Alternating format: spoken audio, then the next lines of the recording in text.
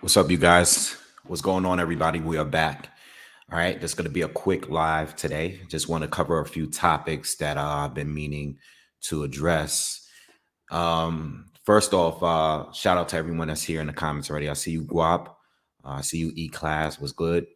All right, hope everyone had a great weekend. And yeah, like I said, this is just going to be a short live today because it's not really much news outside of this past weekend's fights. As far as boxing and the schedule, the upcoming schedule this weekend, we it's going to be a slow weekend of boxing. A slow weekend, I believe. Showtime has a card, but not a major one. All right, so I won't be doing any live commentary this weekend. All right, but next weekend you got a fully loaded Saturday night in boxing next weekend. All right, I believe we got what do we have? We have Anderson Silva fighting Jake Paul. Oh man, yo, Charles Edward Cheese, man, this is crazy. What you're doing is crazy. I really appreciate it, man. Damn, you just start out the live like that. Wow, thank you, bro. Thank you. Thanks a lot, man. Appreciate you, bro. I really do. Thank you for the super donation, man. Um, damn, that's crazy. I don't even know what to say anymore, man. Of course, I always tell you, just please, reach out to me personally. For real, like really, I really wish you would you just gonna just not hit me up. You just gonna just keep showing me this kind of love on here. That's crazy. But yeah, shout out to Charles Edward Cheese, man. Real talk, man. Thank you.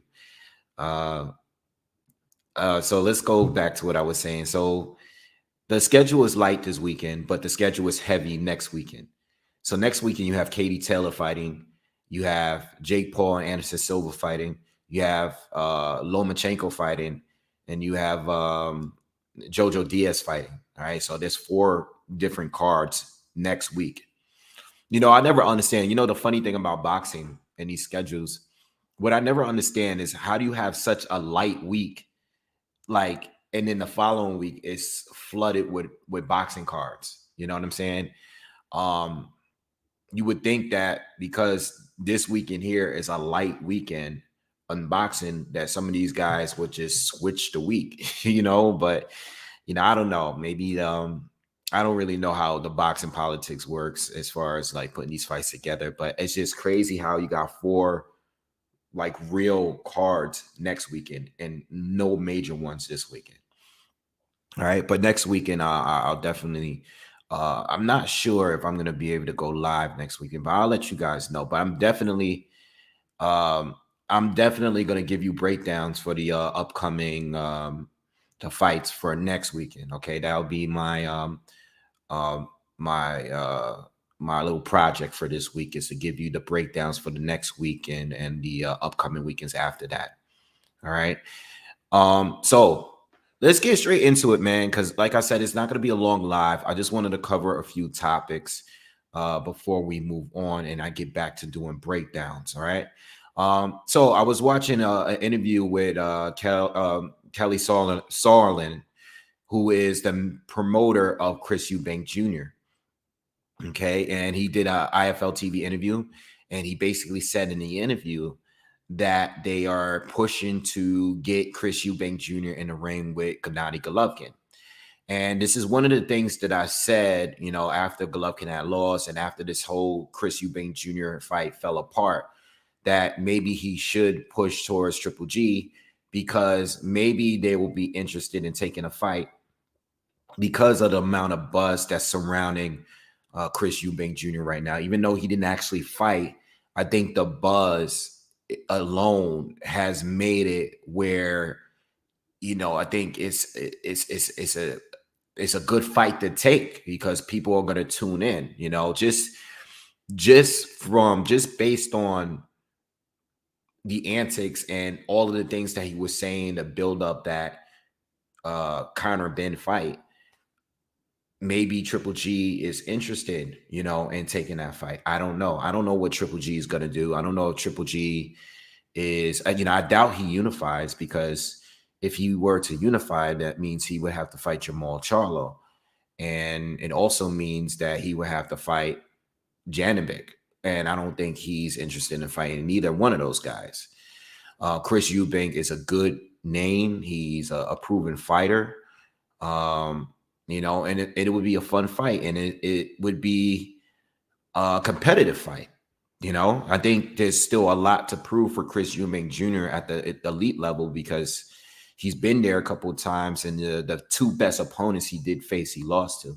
One of them was really, really close, you know, in the Saunders fight. So I like the fight. I would prefer Eubank against Triple G over Eubank against Kell Brook, because that's actually still a thing. Now, the thing Sarlin said in that interview is that, you know, Chris Eubank himself is still interested in coming down to 157 and fighting Conor Benn. But with all this investigation is going on in UCAD and stuff like that, I don't know how long it's going to take. I don't know how long, you know, we don't even know if Conor is going to be like, you know, suspended. I have no idea how long this whole Conor Benn mess is going to take.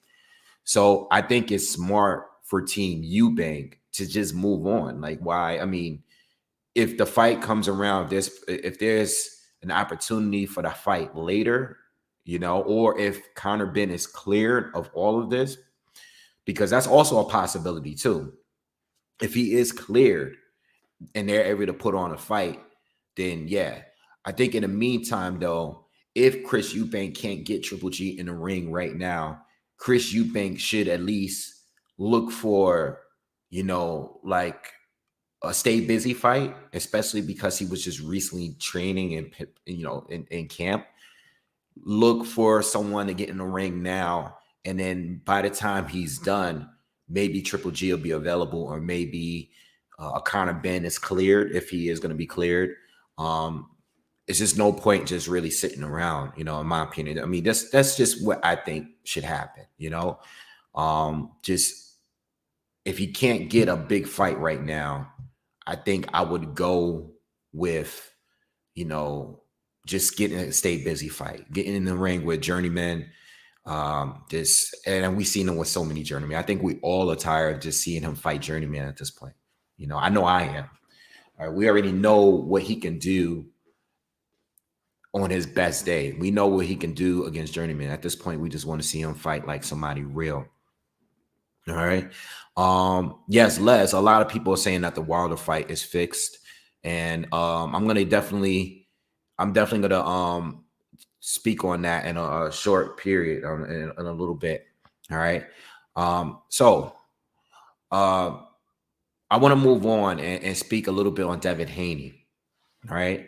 I did get to watch the post-fight press conference, but I saw it like just like this morning. You know, I didn't watch the press conference when I made the video yesterday, just recapping all of the fights. So I saw it. Yeah, I saw it this morning. And when he was asked about 135, like, are you going to move up? What are you going to do? There was someone in the press conference that asked him, hey, are you going to, you know, stay at 135 or move up? And he was basically saying, like, yes, I do struggle to make weight, to make 135. I have been struggling to make 135, obviously. But there is a lot of money at 135. And he basically was saying, like, he's willing to stay for the money because he wants to stay. You know, he's saying it's a lot of money at 135, which there is. With that being said, we all want the Lomachenko fight. We want the Devin Haney fight. I mean, not the Devin Haney, the Tank Davis fight as well. You know, we want all of these fights that, you know, Ryan has moved up. I don't believe Ryan comes back down unless it's for Tank Davis. All right. Teofimo is not coming back down to 135. That's done. All right. That's over. You know, I think if Devin Haney is going to fight Teofimo Lopez ever, it will be at 140. You know, but at 135, we all want the Lomachenko fight. And that's the fight that Bob wants to make. That's the fight that Top Rank really wants at this period point. And I think a lot of fans want the fight, you know, especially Loma fans. They definitely want to fight. A lot of Devin Haney supporters are mixed. I mean, just from the ones that I know, the ones that I've read comments from, they're mixed. They're like, they feel like Devin shouldn't even fight him because when he wanted to fight, he didn't get the fight from Loma. I'm a Devin Haney fan, but I still want to fight with Loma. What do I think is going to happen from here? I think at 135, I think now that he just won the fight against George, right, and that's over. The reason I believe that Haney is going to explore his options before he says, I want Loma next.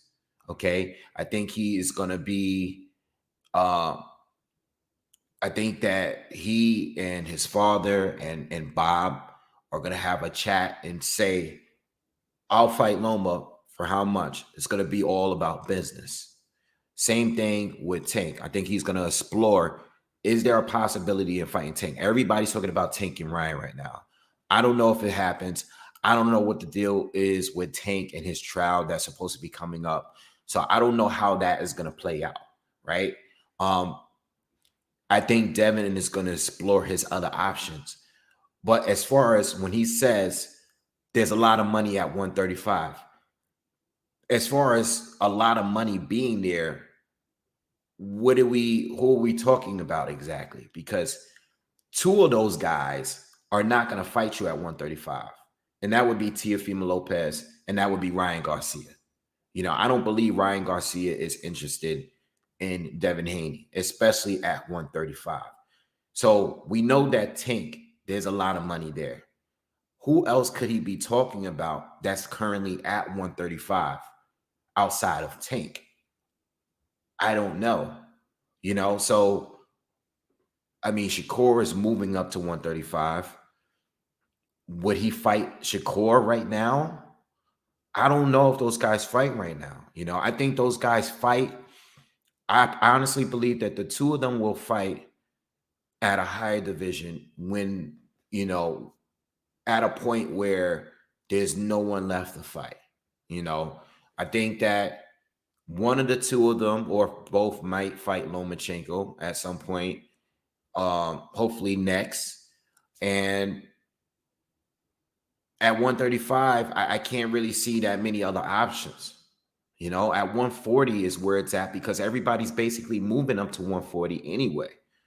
You know, and then you still got a lot of fighters at 140 already there.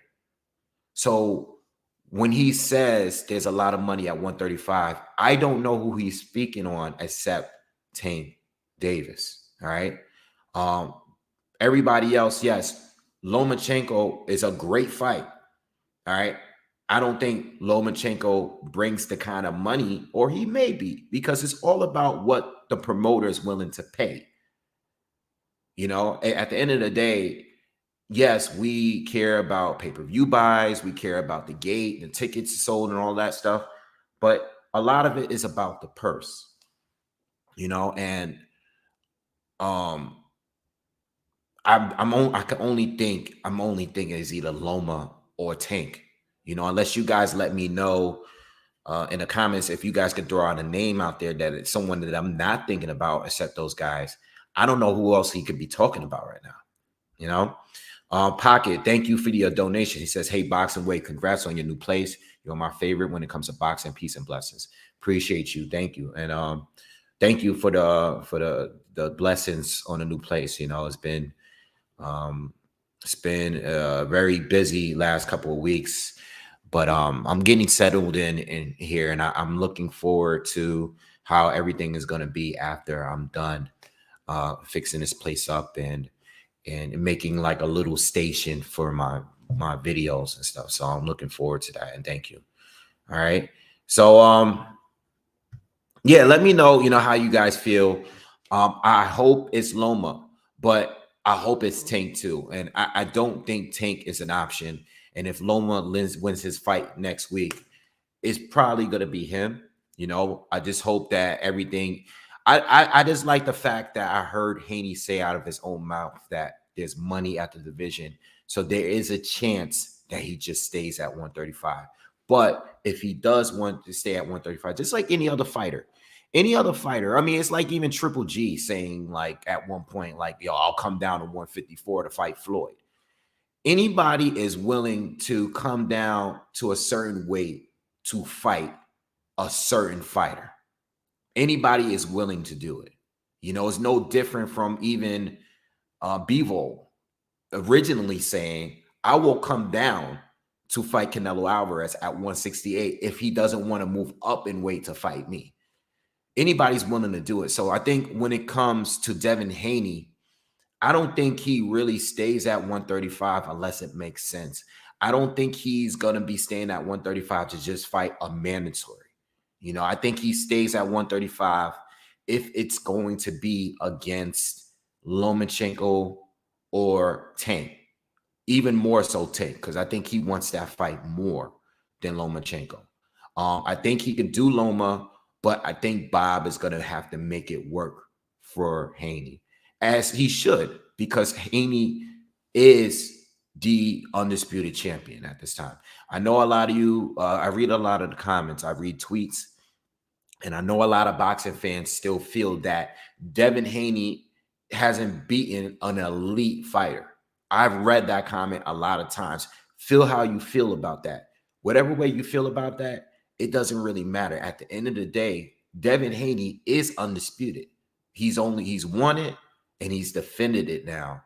Okay. He didn't just win it like George. He won it and defended it again against George. All right. And you might feel that George is not elite. You know, I don't think George was elite when he fought Teofimo Lopez, but he still won the fight and he won those belts. And then Devin Haney won that fight. So with all of that being said, he is the champion at this point and he has the titles. And I think even though Loma is who he is, yes, Loma is a legend. Yes, Loma is a 3-division champion, unified champion, under, you know, pound for pound. That's cool. That's all good. But right now, he doesn't hold any titles. You know, he doesn't hold any titles at all. So Bob, when it comes to the business, Bob has to make it work for Devin Haney, because Haney is, you know, he's the big dog right now at 135 when it comes to titles. Okay. Now, when it comes to resume, is probably Loma. When it comes to being a cash cow, it's probably Tank Davis. You know, let's just be honest. He probably wants Tank more than Loma, though. All right. But outside of those two, I can't see anybody else because the reasons why I just stated. Two of them moved up to 140, and Shakur is just moving into the division. And I don't think they're going to get that fight going right now. But you never know. You know, you never know. I don't think Bob is looking for that. I think Bob is looking for Haney and Shakur, one of the two, to fight Loma first before those two meet each other in the ring. I just can't see Haney and Stevenson fighting anywhere below 140. I just can't see it. I think those guys are going to fight later. You know, I just don't see it right now. You know? All right. So let's move to the next topic. And let's talk a little bit about Anthony Joshua and Otto Wallin. There's been a rumor floating around, and that Otto Wallin is going to be Anthony Joshua's next opponent. I brought this up in a recent video, okay, and basically Wallin is a very credible opponent, okay. You know, he had. Everybody remembers him from the Fury fight. None of us expected that fight to be as tough as it was for Tyson Fury. Okay. He even hit Fury with a punch that opened the cut, a bad cut, a stoppable cut. A lot of people feel that fight should have been stopped because of how large that cut was over Tyson Fury's eye. We've seen fights get stopped with smaller cuts. Okay. So Wallin, we remember that fight. It was one of Fury's toughest fights in recent years, for sure. Outside of the Wilder fights, it was one of Tyson Fury's toughest fight as an elite fighter. Okay, I would even like to say that Otto Wallin gave Fury a better challenge than Vladimir Klitschko did. All right. So Wallin might be a potential fight for AJ. It works. Wallin has been very active. You know, he beat Dominic Brazil in maybe like a couple years back. So he's had 4 fights since his Fury loss. Who else did he beat? He beat a couple solid opponents. No one big, but he fought. He's been active. He's active, and that's the most important thing. He's not just a journeyman. You know, he's actually a guy that can spoil the plans. Remember, Dillian White recently backed out of a fight before Fury. He backed out of a fight with Wallin. Okay. He was supposed to be fighting Wallin and he backed out, claiming he had an injury, but then moved on, didn't reschedule or anything. So Wallin is a guy that people are not looking to fight. You know, they're not looking to fight him. He's proven he has a couple, he has a couple solid wins, and he has a great performance against Tyson Fury. Even though he lost, it was a good performance by him. And for AJ, it's a good fight for him because it's not a chump. It's someone that's going to keep you sharp. It's someone that you have to have a full camp for. Okay. He's not a replacement fighter. He's someone that you actually have to have a camp for to beat. Joshua just fought Usyk 2 times in a row. Someone who's also a southpaw, because Wallin is a southpaw. So he has the experience now of fighting a southpaw, a very tricky, difficult one, skilled one like Usyk. And I think for him, at least he's familiar with southpaws, and he might go into a fight with another southpaw. Not only that, but Joshua has fought Wallin in the amateurs. I think he fought him a couple times. There actually is some video on YouTube with that fight. All right, so I think the fight really works for everybody. You know, everybody else is doing their thing. I think most of us want Joshua and Wilder to eventually fight. We want Joshua and Fury, but everybody's tied up. I think Wilder is going to probably take Andy Ruiz, if not Usyk. Fury is going to be fighting whoever he decides to fight. If it's going to be Chisora, and then maybe Usyk after. Everybody's kind of busy. So while Joshua is kind of chilling, he might as well get in the ring with Wallin because it's a credible win. It's a win. It's a fight that you can't sleep on. You know, you have to fully prepare for him. And it's another southpaw, and that's an advantage there for AJ because he's just been training for a really difficult southpaw. He's fought one twice just now. All right. I mean, if they are to fight, I think AJ wins. You know, I don't know if he knocks him out, but I think AJ wins. You know, Wallin is good, but I think AJ is going to bring the fight to him, you know, and he's going to want to perform. Wallin is going to be tricky at times. He's definitely a good boxer. He moves extremely well. He has a good jab, good hand speed. He knows the box. He's a very good technician, but I still believe that Wallin is a downgrade from Usyk. Okay, he's not on an Usyk level, but he is very good. But I think it's good for AJ because if he is to win and perform and dominate and even stop Wallin, just to have those conversations with common opponents like we like to do. Wallin, how he look against Fury. Joshua is to look better against Wallin than Fury did. It brings that conversation since we didn't get the fight yet. You know, I don't like to rely solely on the triangle theory or just basing the outcome of fights on common opponents, like who knocked out the other fighter quicker or who performed better. I actually want to see the fight. So I still want AJ to fight Fury. But since Wallin did fight Brazil, Wallin did fight Fury, would like to see what AJ can do against Wallin. I think that is one of the better opponents to have. It's a winnable fight. I don't think it's as dangerous as like a Joe Joyce fight, whereas like Joe Joyce is probably the best champion, the best non-champion fighter right now, in my opinion, the most dangerous. But outside of maybe, you have Andy Ruiz, who Wallin would be a good fight for Andy Ruiz. That's like Wallin is actually a dangerous fighter. outside of Joe Joyce, I think Wallin is one of the better. He's up there as far as the non-champion, the top contenders in the sport right now at heavyweight, at the weight. I mean, not at the sport, but in the weight class and heavyweight. So, Maylock says Wallin is definitely stronger than Usyk. Okay, he may be stronger, but I don't think he's as skilled.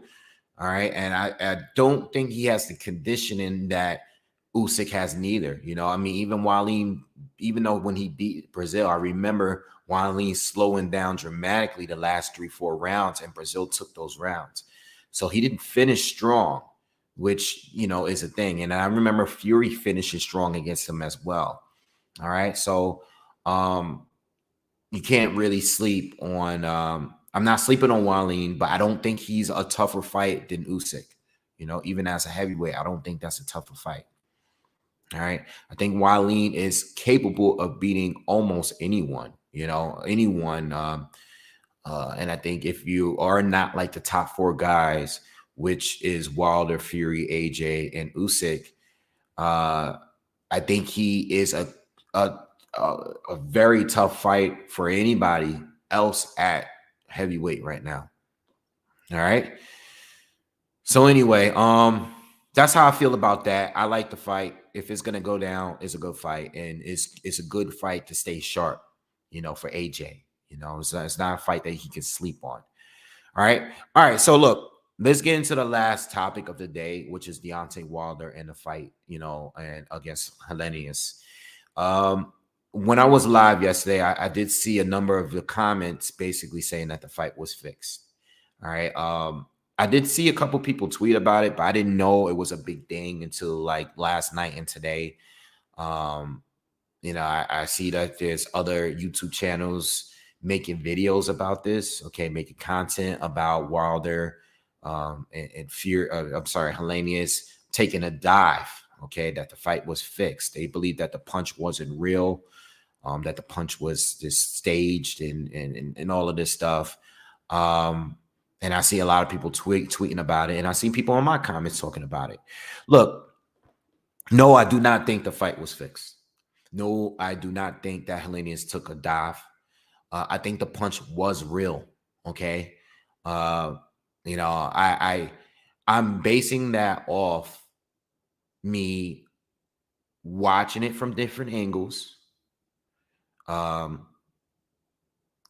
watching it in real time as well, and the history of Helenius and how he got knocked out, which I studied before I did my prediction video on this fight.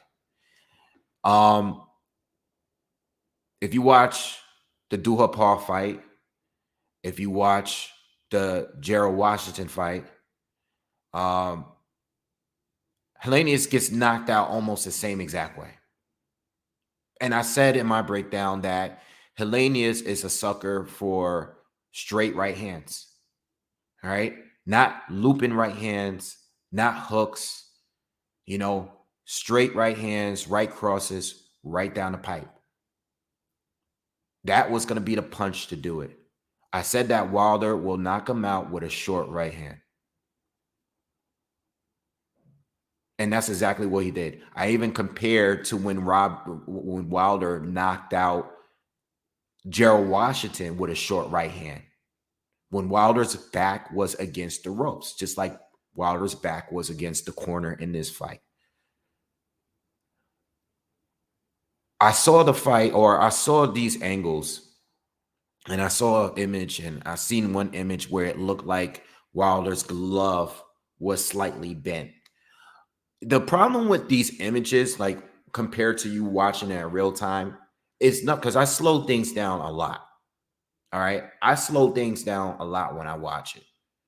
And then there's times where you watch it in real time. You watch it in real time, you watch it and you slow down. When you watch it in real time, and I watch the video because everybody's posting everything now, it's starting to be like a mini glove gate thing.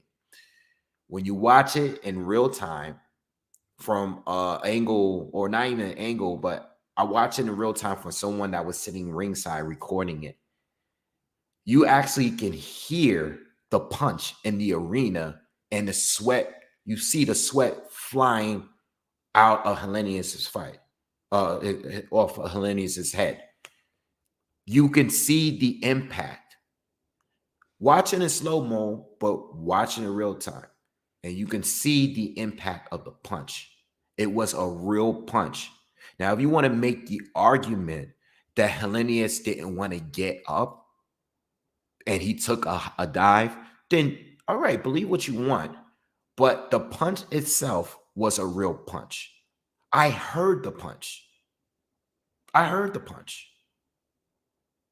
It's just, I don't know what it is. You know, I don't know if, I mean, listen, all right, I know what it is. I'm not going to act like I don't know what it is. I know what it is. I know exactly what it is. Malik Scott fight. You already know how I felt about that fight. All right. I knew that they were boys before that fight. When I seen the knockout, I didn't think the fight was a real knockout. So I get it. The Malik Scott fight was one thing. People going to Malik Scott fight, they're looking at Robert Helenius. Yo, they're cool. They're both sparring buddies. I get it. All right. I get the whole glove gate thing. I know people are still mad at it. All right. I was mad at it. I hated that it took the whole year of us just talking about that. I get it. The only thing is with me, I'm not going to just look for ways to criticize. You guys know my history with Wilder videos. You know, I've made some rants that got a lot of views. You know, a lot of people hate me for those videos. Listen, when Wilder does great shit, I always give him his props. I still go to his fights because I like Wilder. I think he's exciting. When he says something dumb or does something dumb, I'm not going to co-sign it. That's how it works. I'm not going to co-sign when you do some bullshit. When you do some bullshit, I'm going to call it out. When you do something that's impressive, I'm going to give you your props for it. I'm not going to be looking for new ways to criticize you. I'm not going to okay, this punch was fake. No, it was a real punch. It was a real punch when I saw it. And then when I watched it in slow-mo and I watched it all these different angles, I still thought it was a real punch. It was a real punch. Not only that, but Helenius he's not always been that durable. He's not known for his durability. He's just not. He's not.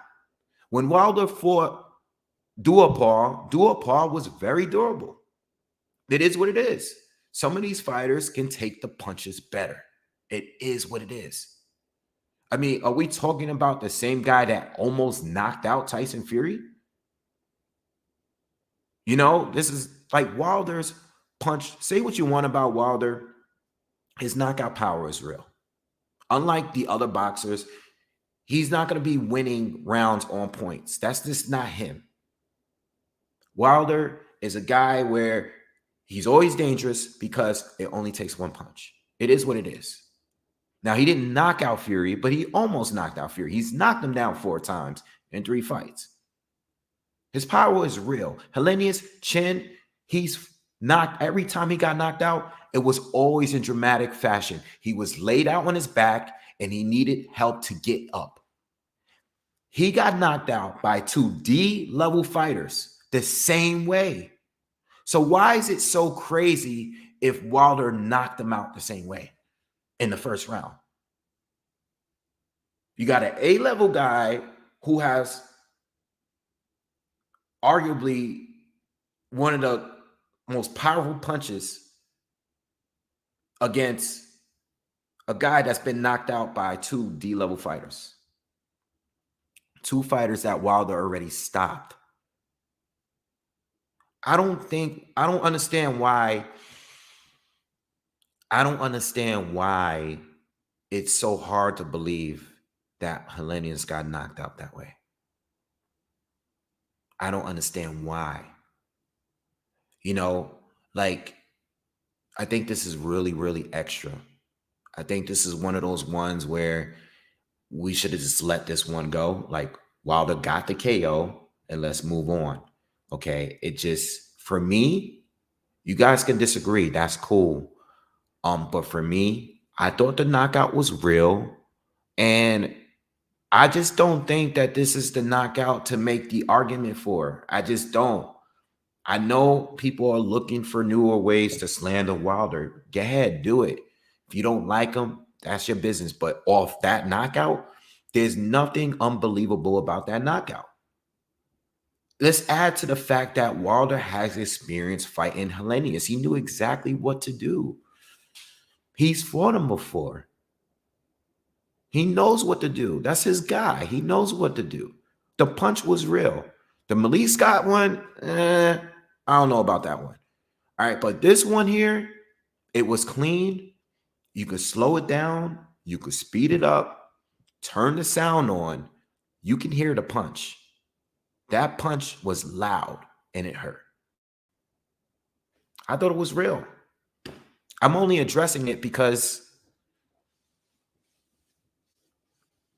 I'm seeing a lot of comments on it. And it's kind of like, I can't believe this is like really a thing. I mean, once I started seeing people making content on it, I was like, all right, you know, I might as well just address it and then we can move on. But I don't know, man. To me, I thought the knockout was real, man. And I've seen Wilder. I mean, we seen what he was able to do against Luis Ortiz in a rematch, to Fury, to Spilka in that knockout, which was crazy. He's done some crazy knockouts. It is what it is. I don't feel like that was one of the ones where we can. I think that was just as real as any of the other ones that we've seen. And it was against an opponent that gets knocked out that way, you know, against D-level fighters, not an A-level fighter, a D-level fighter, you know. Now, if Helenius, I see a comment here. 1 foot out the door says, can you blame Helenius for staying down? No, I mean, listen, if he, I don't know, man. See, this is the thing. These are all assumptions. You can't prove that. That's my thing. I don't even want to give you the answer because I don't know if Helenius chose to stay down or he was knocked down because he couldn't get out. I can't prove that. There's no way that anyone could prove that. If you think it was fake, then that's on you. You know? When I think of like taking a dive, I'm thinking like Bruce Seldon against Mike Tyson. You know, that's what I think of a dive. Like a punch didn't even really land, you know? And like I said, you could make a good argument with the Malik Scott fight because of the punch not landing clean and him going down, you know? So I don't know, man. FT says Helenius knocked himself out, lumbered on the 2 Wilder short night with all his weight and momentum. Great time and accuracy for Wilder, but no power needed. Mind Taker says Robert took a dive. Jihad said, Wave, I was there. Wilder didn't load up on a punch and put that man in the dirt. I don't believe Wilder did load up, though.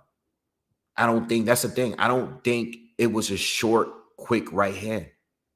You know?